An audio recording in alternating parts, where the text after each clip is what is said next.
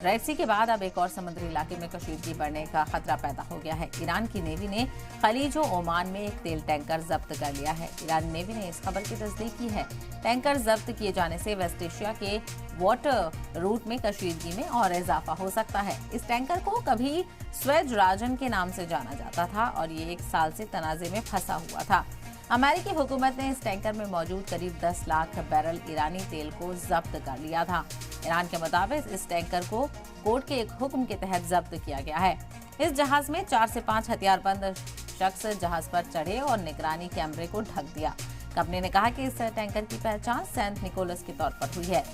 इस जहाज में फिलीपींस के 18 क्रू मेंबर और यूनान का एक शख्स भी सवार था। साथ ही टैंकर में 1,45,000 टन कच्चा तेल भरा हुआ था। वहीं अमेरिकी ने ईरान के टैंकर जब्त करने की मजम्मत की है और जहाज और क्रू को फौरन रिहा करने के लिए भी कहा है। वेस्ट एशिया में रेड सी को लेकर जारी कशीदगी के बीच अब खलीज ओमान में ये वाकया अंदेशा पैदा करता है कि जंग का दायरा लगातार वसी होता जा रहा है और अमेरिका और ईरान के बीच की कशीदगी और बढ़ सकती है। ईरान की कौमी मीडिया ने अमेरिका तेल टैंकर सेंट निकोलस का फुटेज जारी किया है, जिसे ईरानी बहरिया की तरफ से ओमान की खाड़ी में जब्त किया गया था।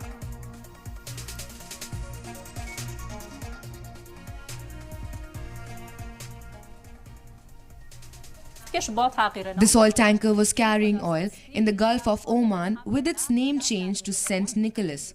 The Islamic Republic of Iran Navy seized it with a court order as retaliation for the United States oil theft from Iran.